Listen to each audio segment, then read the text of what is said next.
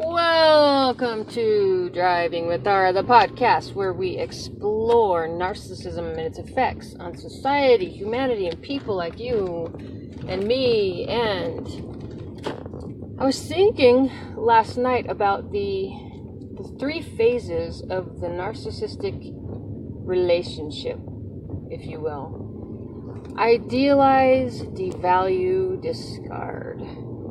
And honestly, when I first heard those three words together, I was quite enlightened. So I was like, why is this friend of mine like so different now? Why is this person so changed? Like, well, I thought we were friends, but now he's creating this distance, whatever, like this is just really weird, because that's not the model that I had in my brain for how friendships worked.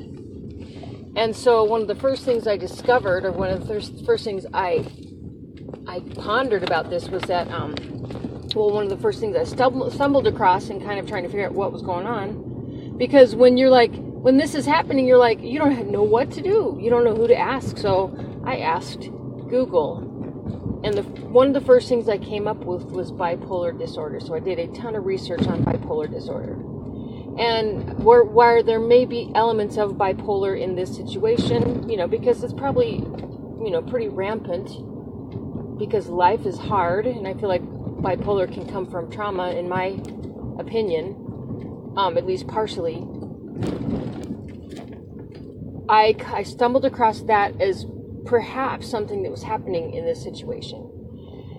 And it was tragic and all this stuff, but it kind of didn't quite fit the bill. But in my travels, in researching bipolar, I did come across an article by a gal, I think it's Esteemology, and that was the first time I saw the words idealize, devalue, discard, and I was like, I think that's it.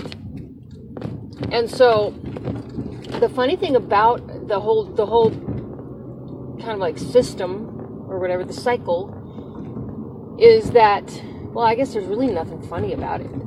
The narcissist will often use you and me like a drug. And once the drug wears off, they have to find something else. So there's really not a lot of evil intention in that. It's just what it is. The thing is, the way that you respond to that as the recipient, I think that's what kind of eggs it on a little bit. So, because it's perplexing, so we don't know what the hell's going on. And what's happening is this whole cycle of shit that we don't know about. And so it's the idealize. And then some kind of switch flips in this person's brain. And suddenly you're not that great. You're not that good of a friend. You're not that pretty. You're not that cute. You're not that funny. You're not that entertaining. You're not that anything. And it's really nothing that we've done. It might just be kind of a normal thing, like you burped or something, and it just, then you're off the pedestal, and it's like, bummer. And the pedestal is kind of cool to be on, but I think that we all know it's a fake place to be, but we don't really know we're on that. We just think this is someone who cares about us. We don't know that it's a pedestal that we're going to be knocked off of. And so when we get knocked off, it's kind of confusing. And here's the thing about that whole cycle. So if you're kind of neurotypical, and you believe in loving people, and you believe in having friends or being a friend, you keep people in the idealization phase yourself. So that means that you always believe the best about people, and you always try to see them in a good light, and you look for reasons why someone might feel a certain way, and you try to accept that and understand it, and you just really give them the benefit of the doubt. And so you and I get locked in this idealization phase, maybe permanently, because we're not used to dethroning people. We're not used to, putting people on pedestals and then knocking them off. This is not something that we do. So we keep them on the pedestal long after we've been discarded. And I think that that's kind of a sign that you're just a decent person. That when you love someone or care about someone, you do it with intention and purpose. And you don't intend to discard them or throw them away like a piece of trash. So don't feel bad about that. Don't feel bad about keeping them in the idealization phase for a while. Because once you figure out that you were just part of a cycle, you don't have a lot of choice other than to create your own cycle for your own situation. And so basically what you have to do in this scenario is you have to intentionally devalue this person, because they don't have any, they don't hold you in esteem anymore at all. And if they do, it's intermittent, which is related to intermittent reinforcement, which is when someone comes and goes and you get kind of attached to them and you can't let go because of that uncertainty. That reward comes and you jump and you get happy and excited, and then it goes away. And so they keep doing that to keep you addicted in a way. And I don't know if they do that intentionally. I think a lot of us have just innate understanding about people, and I feel like I've had that an innate understanding about narcissists before I knew what that was. And so you might be the same way, where you catch on pretty quickly and you're like, oh no, this is not going to work for me. But anyways, we keep them in the idealization phase ourselves. We believe the best. We love our friends. We care about them, and we give to them, and just all of this stuff. And what we do have to do is create our own cycle. And so while we might not be someone to discard someone, we certainly have to be someone who can devalue someone. And that doesn't mean that we need to be cruel or ugly about it. That just means that we need to revoke the value that we've placed on them from our own hearts. Because it's almost like if you don't pull back from giving and giving and giving to someone, it's almost like you're a tire with a slow leak, and no pump, no gas station, whatever, to pump your tire back up. It's draining. And so it's like a slow energy leak from your soul, and you have to find a way to plug it up. And so the way that you plug it up is by spinning the story to where this person wasn't so great after all. Because to tell you the truth, they're not.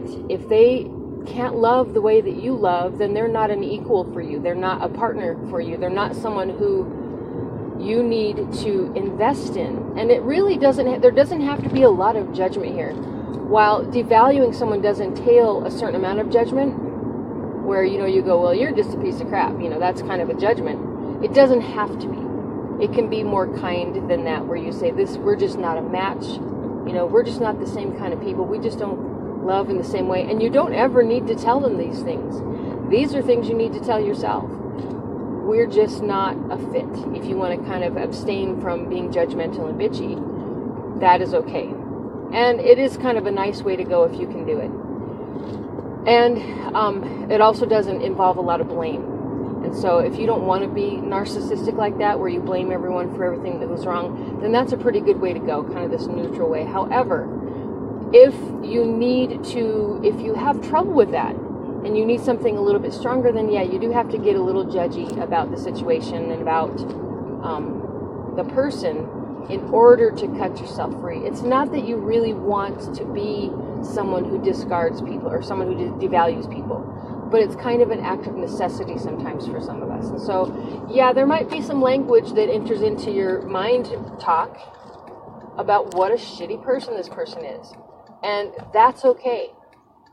Because I really believe that that is a temporary place. I think that we all, those of us who have kind of a kind mindset, or a kind set, if you will, I think that we settle into a more peaceful view once we break the bonds of attachment. But sometimes you have to, utilize some shitty internal language towards a person in order for you to neutralize your affection for them, in order for you to neutralize your good feelings towards them, and in order to neutralize your idealization for them. Because we don't want to be in a fan club. I want grown-up relationships where we know how to give and take, and that's extremely rare nowadays.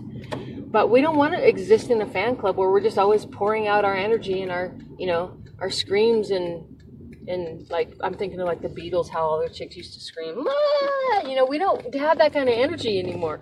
And so we have to revoke the value that we've bestowed upon the narcissist by devaluing them, by revoking their value to us. And I feel like that's necessary. I don't feel like we can keep going, well, I just love him so much, and you have to at some point ask yourself, do I really? Or am I just conditioned to believe these things about this person that aren't really that true? Because if these things were all true about this person, would they have walked away? Would they have treated me like shit? Would they have cheated on me? Would they have, chatted with my best friend behind my back? That kind of thing. And the answer to that is probably not. If they were that good of a person, if they deserved the value that we had in our hearts for them, would they have been doing that shit? Probably not. And so it is important that we learn how to revoke the value that we have for people who aren't that valuable to us. And I don't mean that in a way that, if we're not getting what we want from people. I just mean that we can't really value things that aren't valuable, that don't have value. We have to spend our time valuing and cultivating the things that actually do have value and meaning for us. And I'm sorry, but for me, a narcissist just isn't it, because it's so fleeting. That friendship is so fleeting, and it comes and goes, and it's just not worth standing on guard waiting for someone to decide they care about you on any given day, or that you're a part of their life or whatever, and then they just leave again, and it's like, well, not a lot of point in wasting the effort. I always feel like it's the boy who cried wolf, how they they're like, I'm your friend, I'm your lover, I'm your whatever, and then they're gone. And at some point, we, the people who are responding to this boy crying wolf, have to go, yeah, don't listen to him anymore. He does, he doesn't mean it. He just does that for attention. He does that so people will come running. And then we got to grow the fuck up and move on with our lives. Excuse my French. So anyway, just wanted to bring that to our attention that, yes, we are stuck in the idealized stage. I hope I didn't screw that up along the way. We're stuck in the idealized stage, and we need to get unstuck and move on. And idealize things that are worthy, Idealize the good things in life and the people who are actually ideal. Without faltering and without being phony. And so I suppose that is it. Of course, I've reached my destination. But I just always want to be supportive, and I hope that the things that I say are helpful. I love having epiphanies, and so that's why I always have to share them, because I think that they are liberating and wonderful. And so I hope that these words that I kind of throw out there into the interverse, meaning the internet universe, hit people in the right way, and that they matter and they help you. Because if you can take something as shitty as an experience with a narcissist and turn it around for good, I think that that's a win, period. So I hope that you're winning and not like Charlie Sheen. Anyway, that's it. Have a wonderful everything. Do something freaking amazing for yourself, and I will talk to you next time.